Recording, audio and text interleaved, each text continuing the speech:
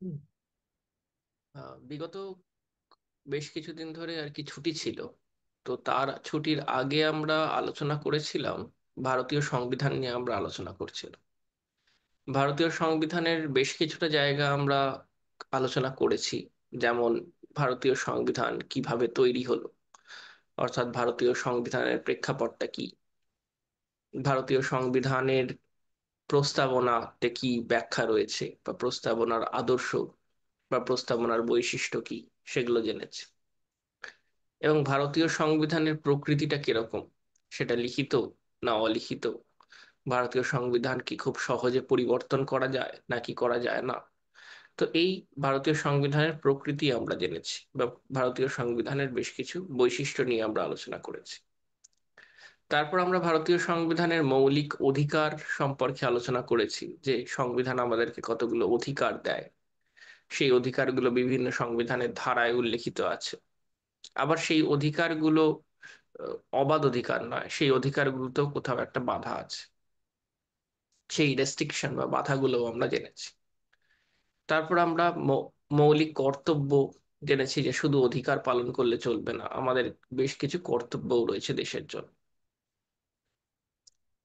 নির্দেশমূলক নীতি, যে দেশ এই এই বিষয়গুলো পালন করলে কিভাবে দেশ আরো ভালো হতে পারে, সেটাও সংবিধানে বলা আছে, সেটার কথাও আমরা জেনেছি। তো এই মূল জায়গা সংবিধানের যে আদর্শগত মূল জায়গা, মৌলিক অধিকার, মৌলিক কর্তব্য, নির্দেশমূলক নীতি, এই সবগুলো আমাদের আলোচনা হয়েছিল। তারপর আমরা জেনেছি যে ভারতীয় সংবিধানের যে ভারতের শাসন ব্যবস্থার প্রকৃতি, অর্থাৎ যুক্তরাষ্ট্রীয় ব্যবস্থা। যুক্তরাষ্ট্রীয় ব্যবস্থাটা কিরকম? ভারতে দু ধরনের সরকার রয়েছে, কেন্দ্র সরকার, রাজ্য সরকার। এদের মধ্যে সম্পর্কটা কিরকম, এদের মধ্যে শাসন বিভাগ, আইন বিভাগের সম্পর্কটা কিরকম, কিভাবে তারা তাদের কাজগুলোকে ভাগ করে নেয়, সেগুলো আমরা জেনেছি। এবং লাস্ট যে ক্লাস, বা শেষ যে ক্লাস হয়েছিল, সেখানে আমার যতদূর মনে পড়ে আমরা রাষ্ট্রপতি নিয়ে আলোচনা করেছিলাম। রাষ্ট্রপতির ক্ষমতা, কার্যাবলী, নিয়োগ পদ্ধতি, এগুলো নিয়ে আলোচনা করেছিলাম। তাহলে আমি তার পরবর্তী আলোচনায় যাচ্ছি। তাহলে আমরা যদি যে কোনো সরকারের তিনটে কাজ বা তিনটে বিভাগ দেখি, একটি শাসন বিভাগ, একটি আইন বিভাগ, আর একটি বিচার বিভাগ। এই তাহলে কেন্দ্র সরকার যেটা রয়েছে ভারতে, এই কেন্দ্র সরকারেরও তিনটে জায়গা রয়েছে, শাসন বিভাগ এবং আইন বিভাগ। যদি আমাদের বিচার বিভাগটা একটা যুক্তরাষ্ট্রীয় কাঠামোর মধ্যে রয়েছে, বিচার বিভাগ আলাদা করে কেন্দ্র সরকারের বা আলাদা করে রাজ্য সরকারের এরকম বলাটা মুশকিল। কিন্তু এই শাসন বিভাগের মধ্যে আমরা, যিনি নাম সর্বস্ব শাসক, অর্থাৎ যার নামে রাষ্ট্র চলে, আমাদের ভারতের রাষ্ট্র চলে, রাষ্ট্রপতি, এই রাষ্ট্রপতির শাসন এবং ক্ষমতা দেখেছিল। এই রাষ্ট্রপতির পরবর্তী পজিশনে রয়েছেন উপরাষ্ট্রপতি। তাহলে আজকে আমরা উপরাষ্ট্রপতি নিয়ে একটু জানব, এবং প্রধানমন্ত্রী নিয়েও একটু আলোচনা করব। উপরাষ্ট্রপতি ভারতের বর্তমান জগদীপ ধনকর আছেন। এই উপরাষ্ট্রপতি রাষ্ট্রপতির পরবর্তী পদ, যদি পদমর্যাদার দিক থেকে দেখি। ভারতের দেশ বা রাষ্ট্র শাসন হয় রাষ্ট্রপতির নামে, তার পরবর্তী পজিশন, অর্থাৎ দ্বিতীয় পজিশন রয়েছে উপরাষ্ট্রপতির। উপরাষ্ট্রপতি নির্বাচন কারা করেন? যারা আইন বিভাগের সদস্য, ভারতের কেন্দ্রীয় আইন বিভাগের সদস্য, তারা উপরাষ্ট্রপতি নির্বাচনে ভূমিকা পালন করেন, অর্থাৎ পার্লামেন্টের মেম্বার, লোকসভা রাজ্যসভার মেম্বার। উপরাষ্ট্রপতি প্রধানত দু ধরনের কাজ থাকে। একটি কাজ হলো যে রাষ্ট্রপতি যদি হঠাৎ করে তার পদ থেকে সরে যান, বা রাষ্ট্রপতির কোনোভাবে যদি মৃত্যু হয়, বা রাষ্ট্রপতি যদি তার কোনো রেজিগনেশন দিয়ে দেন, পদ যদি তিনি ছাড়েন, তাহলে সাময়িক সময়ের জন্য, 6 মাসের জন্য সর্বোচ্চ, উপরাষ্ট্রপতি সেই জায়গাটা নিতে পারেন, রাষ্ট্রপতির জায়গা নিতে পারেন। যদিও উপরাষ্ট্রপতি যখন রাষ্ট্রপতির জায়গাটা নেবেন, রাষ্ট্রপতির না থাকলে, তখন কিন্তু উপরাষ্ট্রপতি এর মাঝখানে নির্বাচন করাতে হবে, এবং রাষ্ট্রপতির নির্বাচন হয়ে গেলে আবার নতুন রাষ্ট্রপতি সেই পদে বসবে। তাহলে উপরাষ্ট্রপতির একটা অন্যতম কাজ হলো কি, যে রাষ্ট্রপতির অবর্তমানে বা রাষ্ট্রপতি হঠাৎ করে যদি মৃত্যু হয় বা পদ অপসারণ করেন তিনি, অপসারিত হন, বা তিনি নিজের ইচ্ছায় যদি পদ ছেড়ে দেন, তাহলে তার জায়গাটা উপরাষ্ট্রপতি রাষ্ট্রপতির জায়গায় বসবেন এবং তার নামে রাষ্ট্র পরিচালিত হয়। এটাই উপরাষ্ট্রপতির একটি গুরুত্বপূর্ণ কাজ। দ্বিতীয় কাজ কি, উপরাষ্ট্রপতি একই সঙ্গে যেমন উপরাষ্ট্রপতি পদে বসেন, সেরকম একই সঙ্গে তিনি ভারতীয় যে আইন বিভাগ, কেন্দ্রের যে পার্লামেন্ট, এই পার্লামেন্টের যে শক্তিশালী কক্ষ একটি হলো লোকসভা, এবং তুলনামূলক দুর্বল কক্ষ রাজ্যসভা, যদিও রাজ্যসভাকে উচ্চ কক্ষ বলা হয়। এই রাজ্যসভার সভাপতিত্বের কাজ করে থাকেন উপরাষ্ট্রপতি। তাহলে উপরাষ্ট্রপতি যেরকম উপরাষ্ট্রপতি পদে বসেন, সেরকম রাজ্যসভার সভাপতির পদেও তিনি বসেন। যদিও তিনি রাজ্যসভার নির্বাচিত সদস্য নন, রাজ্যসভায় তিনি ভোট দিতে পারেন না, কিন্তু যদি কোনো বিষয় ভোটাভুটি সমান হয়ে যায়, তাহলে সেক্ষেত্রে তিনি তার নির্দিষ্ট ভোট দিতে পারেন আর কি, কাস্টিং ভোট দিতে পারেন, না হলে তিনি সাধারণত ভোট দিতে পারেন। তাহলে এই রাজ্যসভাকে পরিচালনার দায়িত্ব রয়েছে উপরাষ্ট্রপতির কাঁধে। তাহলে মূলত উপরাষ্ট্রপতি ভারতের দু ধরনের কাজ করে থাকে। রাষ্ট্রপতি পদ থেকে সরে গেলে উপরাষ্ট্রপতি তার জায়গায় বসেন নির্দিষ্ট সাময়িক সময়ের জন্য, যতক্ষণ না পরবর্তী রাষ্ট্রপতি নির্বাচিত হচ্ছেন, এবং উপরাষ্ট্রপতি রাজ্যসভার সভাপতিত্বের বা চেয়ারম্যানের পদটি অধিকার করেন, এবং এই রাজ্যসভার চেয়ারম্যানের পদটিতে তিনি থাকেন এবং রাজ্যসভাকে পরিচালিত করেন। এই দুটো কাজ হলো উপরাষ্ট্রপতি। তাহলে আমরা এর আগে দেখেছি যে রাষ্ট্রপতি ভারতের নাম সর্বস্ব শাসক, এবং উপরাষ্ট্রপতিরও দেখেছি যে খুব একটা গুরুত্বপূর্ণ যে কাজ তা কিন্তু নয়। কিন্তু ভারতের যিনি প্রকৃত শাসক তিনি হলেন প্রধানমন্ত্রী। তার ক্ষমতা কার্যাবলী অত্যন্ত গুরুত্বপূর্ণ। তার নামে হয়তো দেশ শাসিত হয় না, রাষ্ট্রপতির নামে শাসিত হয়, কিন্তু প্রধানমন্ত্রী আসলে সমস্ত দায়িত্বটা পালন করে, সমস্ত সিদ্ধান্ত তিনিই নেন। এখন প্রশ্ন হলো প্রধানমন্ত্রী কিভাবে নির্বাচিত হন। মূলত প্রধানমন্ত্রী লোকসভার যেটা সংখ্যাগরিষ্ঠ দল, লোকসভায় যে দল সব থেকে বেশি আসন পেয়েছে, সেই দলের নেতা প্রধানমন্ত্রী হিসেবে ক্ষমতায় বসে। এখন ক্ষমতায় তাকে কে বসান? রাষ্ট্রপতি তাকে ক্ষমতায় বসান, প্রধানমন্ত্রীর ক্ষমতায়। যদিও রাষ্ট্রপতির এই কাজটা খুবই আনুষ্ঠানিক কাজ, অর্থাৎ লোকসভার যে দলের সংখ্যা বেশি, যে দলের সদস্য সংখ্যা বেশি, সেই দলের নেতা প্রধানমন্ত্রী পদে বসবেন। এই বসানোর কাজটা বা শপথ গ্রহণের কাজটা কে করাবেন? রাষ্ট্রপতি করাবেন। তাই রাষ্ট্রপতির এই কাজটা খুবই আনুষ্ঠানিক, রাষ্ট্রপতির ইচ্ছায় প্রধানমন্ত্রী পাল্টে যাবেন না। তাহলে লোকসভার সংখ্যাগরিষ্ঠ দল থেকে প্রধানমন্ত্রী তার ক্ষমতায় যান। আবার অন্যভাবে রাজ্যসভার সদস্যও হতে পারেন প্রধানমন্ত্রী। রাজ্যসভার কোনো সদস্যকেও সেই নির্দিষ্ট দল প্রধানমন্ত্রীর পদের জন্য বসানোর জন্য রাষ্ট্রপতিকে বলতে পারে। আবার অন্য দিক থেকে কোনো এমন ব্যক্তিকেও সেই দল প্রধানমন্ত্রী পদে বসাতে পারেন যিনি লোকসভার সদস্য নন, আবার রাজ্যসভারও সদস্য নন, কিন্তু তিনি যদি প্রধানমন্ত্রী হয়ে যান, তার পরের 6 মাসের মধ্যে কোনো একটি নির্দিষ্ট কেন্দ্র থেকে তাকে জয়ী করতে হবে, জয়ী হয়ে ফিরে আসতে হবে। যদি তিনি হেরে যান সেই 6 মাসের মধ্যে কোনো নির্দিষ্ট আসনে, লোকসভা হোক বা রাজ্যসভা হোক, তাহলে কিন্তু তিনি আর প্রধানমন্ত্রী থাকতে পারবেন না। তাহলে প্রধানমন্ত্রী নানান ভাবে আসতে পারেন।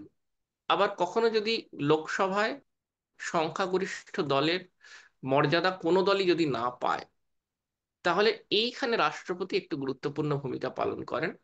রাষ্ট্রপতি সেখান থেকে যে দল সব থেকে বেশি আসন পেয়েছে অন্যান্য দলের থেকে, সেই সেই দলের নেতাকে তিনি আহ্বান করতে পারেন প্রধানমন্ত্রী হওয়ার জন্য। এরকম আবার জোট সরকার দেখা যায় যে ভোটের আগে বিভিন্ন দল মিলে একটি জোট তৈরি করেছে।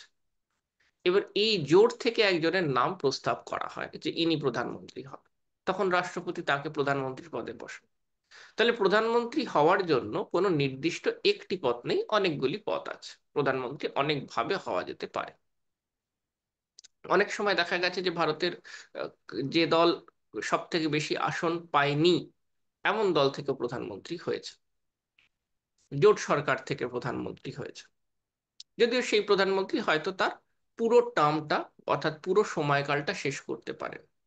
কারণ প্রধানমন্ত্রীর টার্ম সেইভাবে নেই, যতদিন লোকসভায় সংখ্যাগরিষ্ঠতা থাকবে সেই দলের, ততদিন তিনি প্রধানমন্ত্রী পদে থাকবেন। তবে সর্বোচ্চ 5 বছর, 5 বছর পর আবার নির্বাচন করতে হবে, এবং তারপর আবার যদি সেই দলই সংখ্যাগরিষ্ঠতা পায়, সেই দল থেকেই যদি আবার সেই নেতাকেই রাষ্ট্রপতি যদি নিয়োগ করেন প্রধানমন্ত্রী হিসেবে, তাহলে তিনি প্রধানমন্ত্রী থাকবেন। যেমন করে ভারতে বর্তমান নরেন্দ্র মোদী গত 3বার ধরে প্রধানমন্ত্রী আছেন, জোট সরকারের মধ্যে দিয়েই তিনি আছেন, এবারে জোট সরকারের মধ্যে দিয়েই তিনি আছেন। তাহলে এইভাবে প্রধানমন্ত্রী নির্বাচনের বন্দোবস্ত হতে পারে, ব্যবস্থা হতে পারে। প্রধানমন্ত্রীর ক্ষমতা কাজ, প্রধানমন্ত্রীর ক্ষমতাকে আমরা অনেকগুলো ভাগে দেখতে পারি, কারণ প্রধানমন্ত্রীর ক্ষমতা কাজ এতটা বিস্তৃত। আমরা আগের দিন রাষ্ট্রপতির যে কাজগুলো দেখেছিলাম, রাষ্ট্রপতির বেশিরভাগ কাজগুলো আসলে রাষ্ট্রপতি করেন না, রাষ্ট্রপতি আনুষ্ঠানিকভাবে করেন। সেই কাজগুলো প্রকৃতভাবে প্রধানমন্ত্রী করে থাকে। যেমন আইন বিভাগের কাজ, আমরা দেখেছিলাম যে রাষ্ট্রপতির একটা দায়িত্ব হলো লোকসভার সেশনকে সামন করা বা ডিসলভ করে দেওয়া, লোকসভার আহ, আহ, কে ডাকা আহ্বান করা এবং সেটাকে বন্ধ করে দেওয়া। এই সমস্ত কাজ রাষ্ট্রপতি করে থাকেন। কিন্তু রাষ্ট্রপতিকে এই কাজটা করতে কে বলেন? প্রধানমন্ত্রী বলেন। লোকসভায় তার দলকে ডিফেন্ড করার জন্য, তার দলের হয়ে কথা বলার জন্য কে থাকেন? প্রধানমন্ত্রী লোকসভায় থাকেন তার দলের হয়ে কথা বলার জন্য। এইভাবে প্রধানমন্ত্রী আইনসভাতে গুরুত্বপূর্ণ ভূমিকা পালন করে, অর্থাৎ পার্লামেন্টে প্রধানমন্ত্রী গুরুত্বপূর্ণ ভূমিকা পালন করে। এর পাশাপাশি শাসন বিভাগ, শাসন বিভাগেও প্রধানমন্ত্রীর গুরুত্বপূর্ণ ক্ষমতা রয়েছে, যেখানে মন্ত্রীদের অর্থাৎ প্রধানমন্ত্রী অন্যান্য যারা মন্ত্রী হবেন, কে কে মন্ত্রী হবেন, কেন্দ্রীয় মন্ত্রী, সেই মন্ত্রীদের নাম রাষ্ট্রপতির কাছে প্রস্তাব করেন, এবং রাষ্ট্রপতি সেই মানুষদেরকেই বা সেই নেতাদেরকেই অন্যান্য মন্ত্রী পদে নিযুক্ত করেন। তাহলে কে অর্থমন্ত্রী হবেন, কে বিদেশমন্ত্রী হবেন, কে শিক্ষামন্ত্রী হবেন দেশের, এগুলো সবটাই ঠিক করে দেন প্রধানমন্ত্রী। এবং তাদের যে পদগুলোকে অনেক সময় রিশাফেল করেন। অনেক সময় শিক্ষামন্ত্রী হয়তো আহ, অন্য কোনো দপ্তর পেলেন, বা দুটি দপ্তর একসঙ্গে চালাচ্ছেন কোনো মন্ত্রী, এরকম করতেই পারেন সেখানেও, অর্থাৎ কে কোন মন্ত্রিত্ব পদ পাবেন সেক্ষেত্রে প্রধানমন্ত্রীর গুরুত্বপূর্ণ ভূমিকা আছে। কোনো দেশের গুরুত্বপূর্ণ বিষয় আলোচনা করার জন্য প্রধানমন্ত্রী এবং মন্ত্রী পরিষদের মধ্যে তিনি মিটিং করেন অন্যান্য মন্ত্রীদেরকে নিয়ে। যদি আরো গুরুত্বপূর্ণ বিষয় হয় তাহলে সমস্ত মন্ত্রী পরিষদের সঙ্গে নয়, ক্যাবিনেটের সঙ্গে অর্থাৎ গুরুত্বপূর্ণ মন্ত্রীদের সঙ্গে তিনি মিটিং করেন এবং সিদ্ধান্ত নেন। অনেক সময় ক্যাবিনেট থেকেও আরো ছোট কিচেন ক্যাবিনেটের সঙ্গে, অর্থাৎ আরো গুরুত্বপূর্ণ 1 2 জন 3 জন 4 জন মন্ত্রীদের সঙ্গে প্রধানমন্ত্রী মিটিং করেন।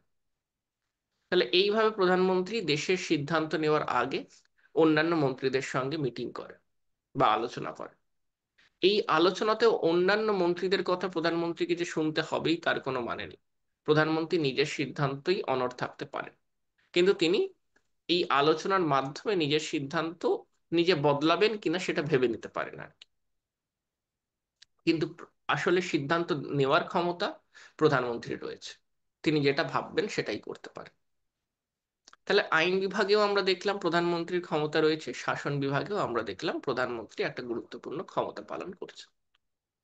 এরপর যদি আমরা দেখি বিচার বিভাগের ক্ষমতা, আমরা দেখছি রাষ্ট্রপতি সুপ্রিম কোর্টের বিচারপতিদের নিয়োগ করছেন, রাষ্ট্রপতি হাইকোর্টের বিচারপতিদের নিয়োগ করছেন। এই যে নিয়োগ করার যে ক্ষমতা রাষ্ট্রপতির, এই ক্ষমতাটা রাষ্ট্রপতির আনুষ্ঠানিক। এই ক্ষমতার পেছনে আসল ভূমিকা পালন করেন প্রধানমন্ত্রী।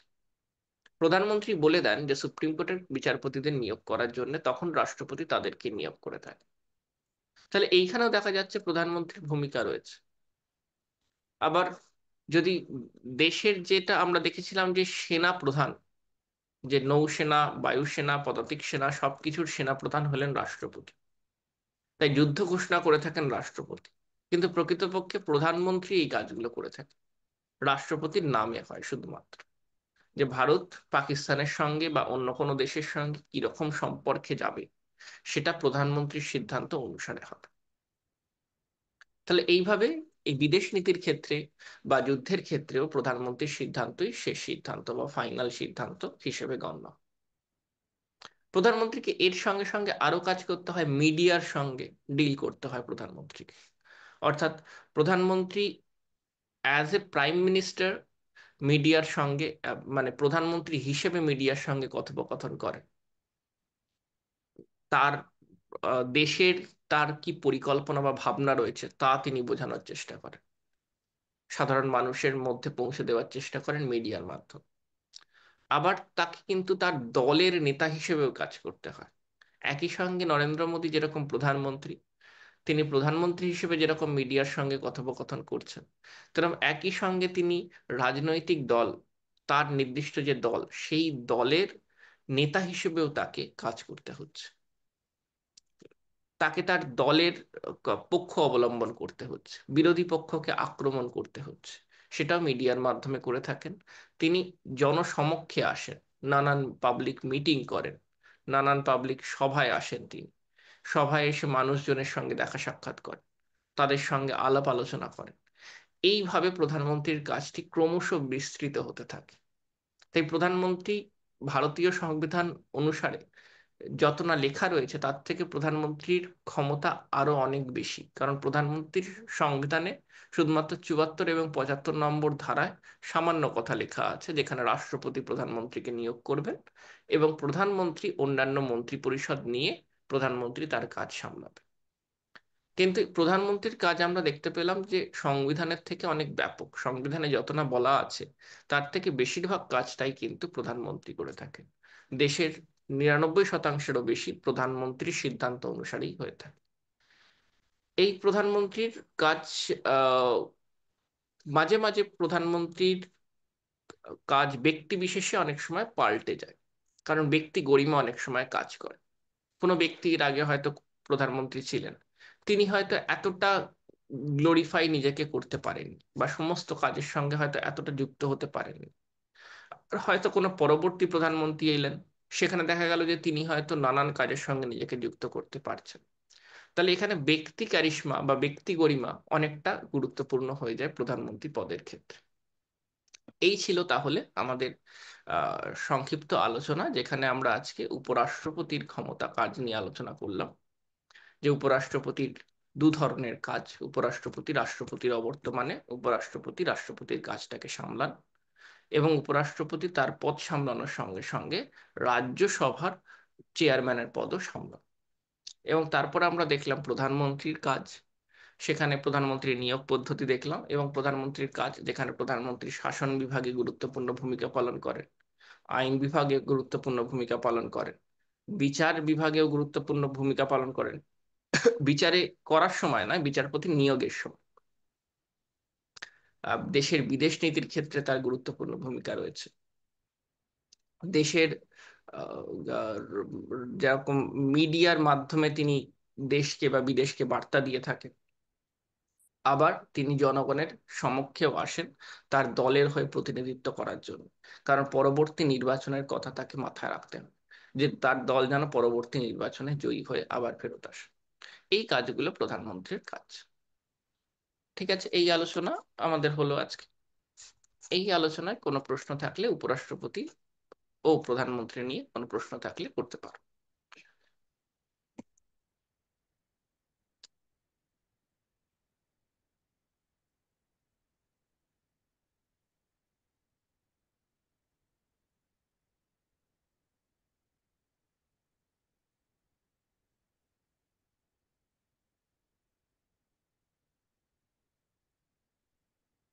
মুখে বলেও করতে পারো কোনো যদি প্রশ্ন থাকে, বা মেসেজ করেও করতে পারো। আর যদি প্রশ্ন না থাকে তাহলে আমরা লিভ করছি, পরের ক্লাসে সেই প্রশ্ন নিয়ে আমরা আলোচনা করব।